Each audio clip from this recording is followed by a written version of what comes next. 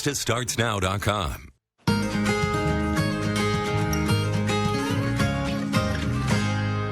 We end the week with the car ride that turned two strangers into friends. Our NBC2's Sean Martinelli takes us to Bonita Springs for tonight's Story to Share.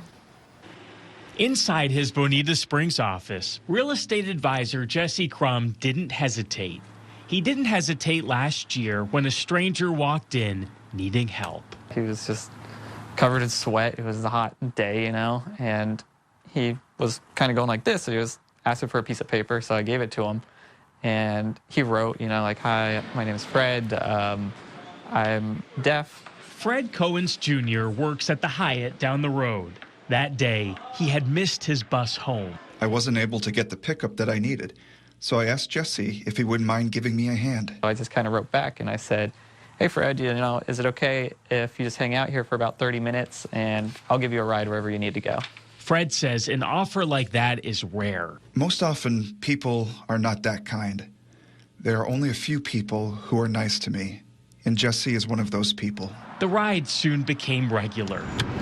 Jesse offered to give Fred a lift whenever, and despite their differences, the two quickly discovered what they had in common.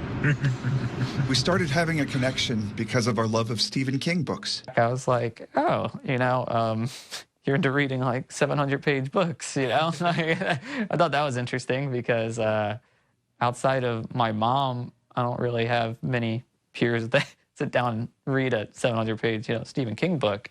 But unlike those books with terrifying turns, this one remained sweet. At this point, I just think of it as a friendship, I don't even think I'm helping him out that much. It's more of like just giving a friend a ride, like anybody would do. Fred hopes that sentiment extends far beyond these office walls. I think at the end of the day, it doesn't matter if you're deaf or hearing. We're all humans. It's the one thing we have in common. We might have different cultures, but we're all human. I'm deaf. Jesse's hearing, but we get along just fine. I just hope that people are just kind to each other, It's easy to get caught up in the chaos that's going on in the world, But if you just take a step back, I genuinely believe that majority of people are good, and just, help your neighbor. And he says don't hesitate. You might just gain a friend. In Bonita Springs, Sean Martinelli, NBC2. Now I want a sequel. I want to know what they listened to, and that was such a good story. Yeah, with the latest book that they're reading, for sure. Follow them along longer, right?